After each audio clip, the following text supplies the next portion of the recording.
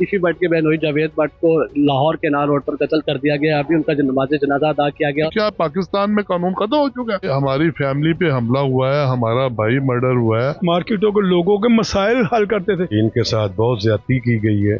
जो इनमें मुलवस है उनके कैफरेदार तक पहुँचाया जाए।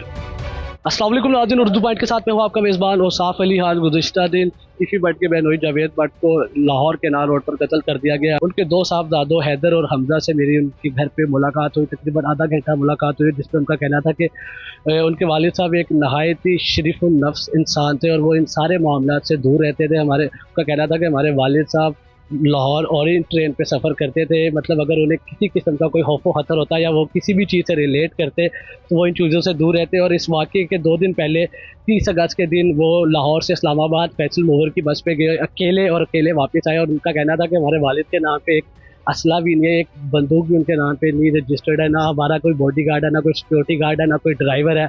मतलब हम बिल्कुल एक सादा सी फैमिली से ताल्लुक़ रखते हैं। बाकी इस सारे इंसिडेंट पे, सारे मामले पे उनकी फैमिली का क्या मौक़िफ़ है, आपको बताएंगे उनकी फैमिली की ज़ुबान। जावेद भट्ट साहब की अलमनाक मौत का जो वाक़या पेश आया, उसके बाद मेरी साथ उनकी फैमिली मौजूद है। मेरे साथ मौजूद है पाकिस्तान मार्केट के सदर, वॉल सिटी लाहौर के सदर, और साथ महबूब रहमान साहब मौजूद है। साथ मेरे साथ हमायूं हबीब साहब मौजूद है। अस्सलाम वालेकुम सर। वालेकुम अस्सलाम। तो सबसे पहले आपकी फैमिली इस मामले पर क्या कहती है? सर, मैं ये समझता हूँ कि हमारी फैमिली को एक बहुत बड़ा लॉस हुआ है।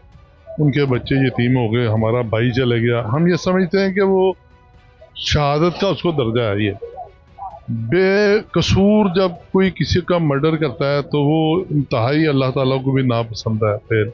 और वो तो एक बड़ा मासूम सा इंसान था। ना सिर्फ मैं समझता हूँ कि हमारी फैमिली का नुकसान हुआ है, ताजरों का बहुत बड़ा नुकसान हो गया। क्योंकि ताजरों की हर बात पे जावेद भाई लब्बैक कहते थे। जब भी कोई मसला होता था, ताजरों के किसी एसोसिएशन का मसला होता था, इनकम टैक्स का मसला होता था, एक्साइज एंड टैक्सेशन का मसला होता था, और मसाइल होते थे, वो हर मार्केट में खुद पहुंचते थे और खुद बैठ के जितनी देर तक उनका मसला हल नहीं हो जाता था हमारे मसाइल, उतनी देर तक पूरी जद्दोजहद के साथ और पूरी नीयत के साथ वो चलते थे। और मैं समझता हूँ कि लाहौर की पूरी ताजर बरादरी की वो आंख का तारा थे। इंतहाई इनोसेंट इंसान था, इंतहाई अच्छा इंसान था। कोई बॉडीगार्ड, कोई सिक्योरिटी नहीं, कभी नहीं, कभी उनके साथ ऐसा मामला ही नहीं था। वो एक बड़ा हम्बल, पोलाइट और बड़ा अच्छा इंसान था। मुझे बताइएगा, अब ये जो पहले असद शाह का इनकाउंटर हुआ, बलाच का कत्ल हुआ और अब ये वाकया पेश आ गया, ये मामला किस तरफ जा रहा है? सर, ये मैं समझता हूँ कि अरबाब इख्तियार को मैं पुरजोर अपील करता हूँ, हमारी चीफ मिनिस्टर पंजाब को, हमारे जितने भी जो लोग हैं, IG पंजाब को, कि खुदारा ये पुलिस गर्दी से बचाएं। ये जो एहसन शाह का भी मर्डर हुआ है, ये भी हम तो इस पे कोई तबसरा नहीं कर सकते। जो अगर कोई गुनाहगार था उस केस में बलाच के, और उसको जुडिशली हमारी बैठी हुई है, हमारी जुडिशली आज़ाद है, वो उसको सजा देते ना। पुलिस कौन होती है इसको सजा देने वाली? अगर हम उन लोगों के हाथ में माचिस दे देंगे तो वो तो सारा जंगल जला देंगे। ये हमारी फैमिली पे हमला हुआ है, हमारा भाई मर्डर हुआ है, हमें इस चीज़ का अफसोस है। मगर हम चाहते हैं, हम अमन पसंद लोग हैं, हम कभी किसी दुश्मनी में नहीं पड़ना चाहते। ये पुलिस सॉल्ट आउट करे। मौलवी साहब, आप थोड़ा सा इस मामले में अपना मौका। जी, बिस्मिल्लाहिर्रहमानिर्रहीम। बेटा, ये जो वक़ूआ है ये एक इंतहाई गलीज़ इक़दाम हुआ है। इससे शहर में अमन नहीं होगा। इसमें शहर जावेद वो शख्स है, मेरा तकरीबन 51-52 साल से मेरा तल्लक, फैमिली तल्लक है। और ये कहूँगा कि ये इंतहाई एक शरीफ इंसान को इन्होंने कत्ल किया और अल्लाह करीम ऊपर बैठा हुआ, वो जज़ा का, हर चीज़ का जिम्मेदार, वो इसका दिखाएगा कोई ना कुछ अमल। लोग कहा जावेद जी हमारा ये मसला है, सरकारी तौर पर ये मसाइल हल करने शुरू कर दिए थे इन्होंने। इससे और क्या ताजरों के दिल में बड़ा तकलीफ है इस वक्त। खुदारा इस मुल्क को इस दहशत गर्दी से बचाएं। ये इनके साथ बहुत ज्यादती की गई है, बहुत जुल्म हुआ है। ये बहुत निहायत 5 वक्त के नमाजी, तहज्जुद गुजार, और इनके साथ ये ना कोई अंडरवर्ल्ड का हिस्सा है। इवन ये देख लें कि ये जब इनका मर्डर हुआ है, ये यहाँ पे मियाँ बीवी दोनों अकेले थे, इनके साथ कोई ड्राइवर तक नहीं था, गार्ड के तो बहुत दूर की बात है। इसके अलावा मैनी टाइम ये मैंने देखा, ये ओरिएंट ट्रेन पे तो घर से दुकान पे आ जाते हैं और हमारी ट्रेन पे ट्रैवल करते हैं। और सादगी ये है जी, सादगी ये है।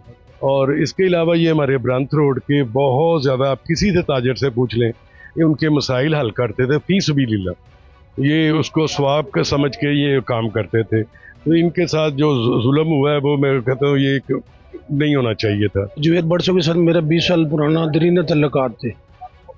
माशाल्लाह वो ताजर रहनुमा थे, ताजरों के मसाइल को हल कर देते। कभी हमने नहीं सुना कि उन्होंने कभी किसी से उफ तक की हो या किसी को गाली गलौज की हो, आज तक हमने नहीं सुना।